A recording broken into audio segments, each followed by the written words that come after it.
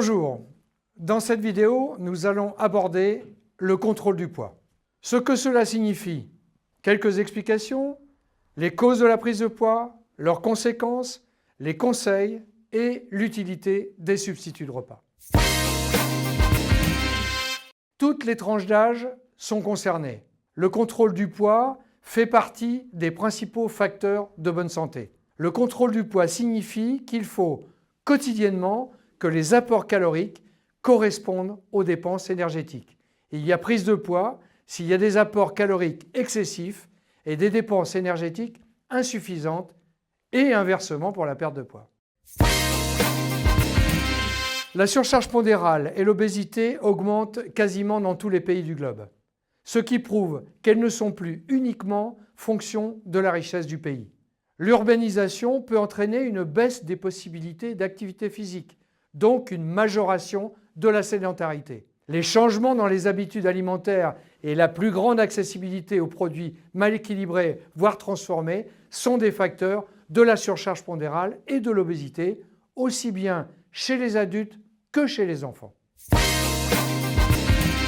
Les calories en excès sont stockées sous forme de graisse dans les cellules graisseuses appelées adipocytes.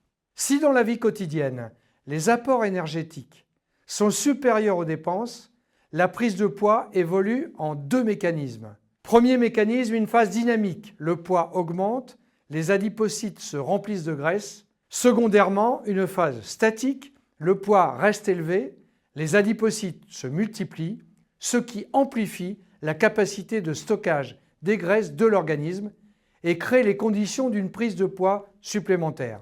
La prise de poids peut devenir, à terme, une maladie chronique inflammatoire. Il faut contrôler son poids tout simplement pour être en meilleure santé et fuir la surcharge pondérale et la sédentarité.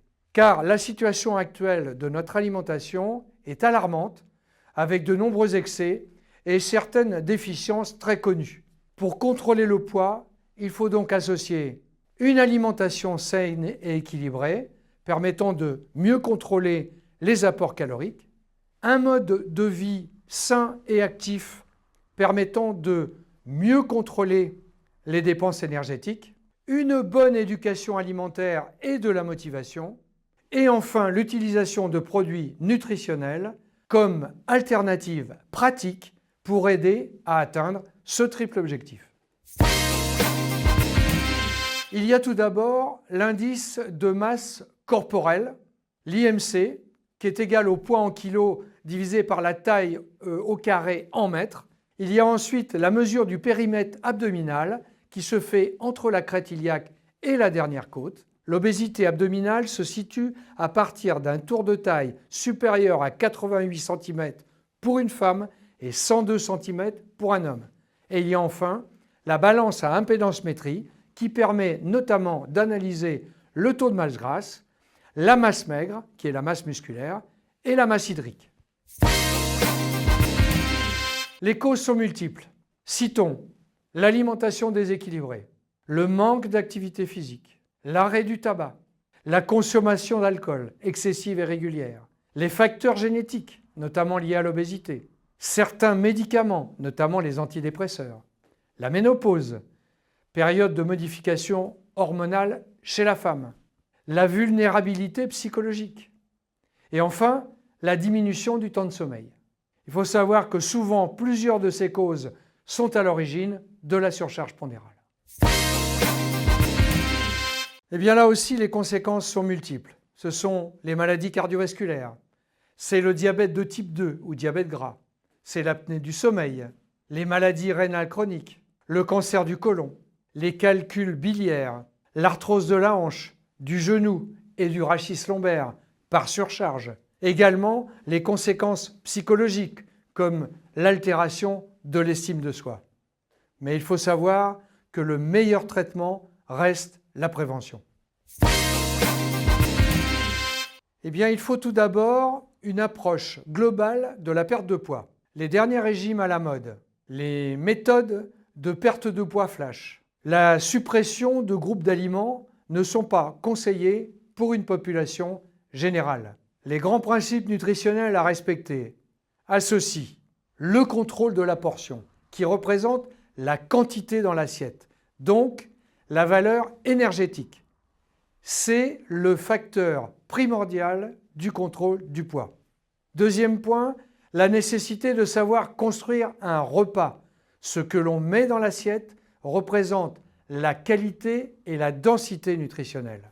Troisième point, le démarrage systématique de la journée par un petit déjeuner équilibré qui apporte l'ensemble des nutriments, dont les protéines.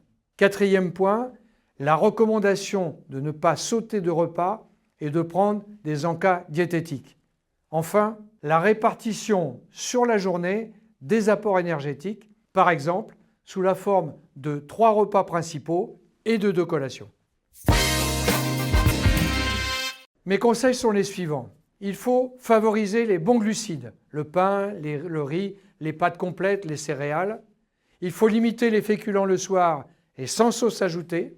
Mettre des légumes à volonté, préalablement cuits à la vapeur, et ne pas dépasser 2 à 3 fruits par jour. Il faudra augmenter les apports en protéines, viande, poisson, œufs, protéines végétales, à chaque repas et à chaque collation. Il faut augmenter aussi les apports en oméga 3, poissons gras, amandes, noix, huile d'olive, etc. et diminuer les aliments transformés, voire ultra transformés, très souvent richement caloriques. Il faudra enfin augmenter les apports en fibres. L'OMS, Organisation mondiale de la santé, recommande pour les adultes par semaine au moins 150 minutes d'activité physique d'intensité modérée, ce qu'on appelle l'endurance, ou au moins 75 minutes d'activité physique d'intensité vigoureuse, ce que l'on appelle le cardio, ou une combinaison équivalente d'activité, d'endurance et de cardio. Les activités de renforcement musculaire doivent être pratiquées et associées en impliquant les principaux groupes musculaires au minimum 2 fois par semaine. Ces autres conseils sont très importants. Il faut limiter le stress en s'imposant très régulièrement des exercices de stretching, de la relaxation ou du yoga. Il faut avoir un sommeil réparateur, au minimum 8 heures par nuit. Il faut bien s'hydrater, limiter les alcools, les bières, les boissons sucrées gazeuses. Mais n'oubliez pas de prendre soin de votre peau. Eh bien, les substituts de repas possèdent tous les nutriments de qualité. Ils sont donc bénéfiques pour la santé car équilibrés nutritionnellement. De plus, ils sont hypocaloriques, donc très intéressants dans le contexte de la perte de poids. Ils sont enfin très faciles et rapides à préparer, donc fonctionnels avec un très bon contrôle de la portion. Ils sont surtout personnalisables avec souvent de nombreuses saveurs et des solutions végétariennes ou véganes.